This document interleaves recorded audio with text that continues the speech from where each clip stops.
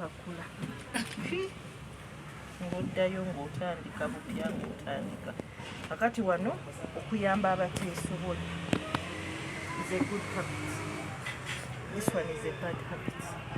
Okuswankula is a bad habit. Okunywa ebitamiiza is a bad habit.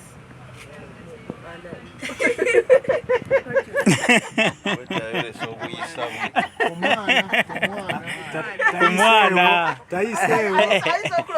kino kikola ku mwana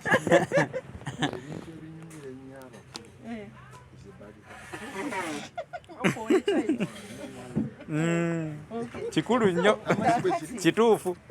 Okumanya eddiini n'obuwangwa bize bulungi, okwaniriza abagenyi, obuwulize, okussa mu bantu ekitiibwa naddala abato. How do you score?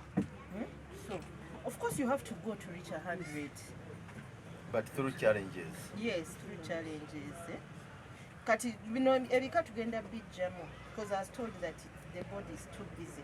I don't know if it is too busy because background is grass oba chini n'ebika bino they don't have any significance. Just mwana kubimanyiza maaso. Kubimanyiza maaso from young age. Nabanga abiraba ngabimanyi. Naye nga really they don't have. But we can remove them. They are going to be no, they already habits mweziri. Ate n'emisota I've been advised okugiteekako slides instead of snakes. So it will be slides and ladders. So kakati guno gugenda kukyukamu naye gugenda kujja. It will be more relatable because they're already playing snakes and ladders. But there's also tricks and ladders, which is slides. American tricks are slides. So we don't scare 7-year-olds.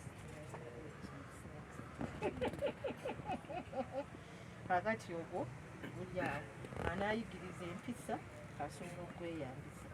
Kati guno ono ludo mwena ludo mumumanyi naye ono w'amasaza. Does it look okay to you?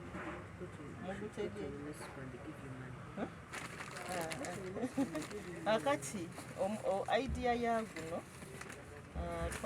twagukola nga omuntu abeera omuwandiisi n'omutaka we. Kati olaba kati Ssekiboobo n'omuwandiisi which is a smaller cafe. Okay, these ones I just picked them up. Actually ekikyagaanya emizannyo gino is game pieces really because kati guno guli emizannyo ebita kati wano waliwo 9 ne side eri waliwo another 9. So amasaza ge mwagala okuzannya eside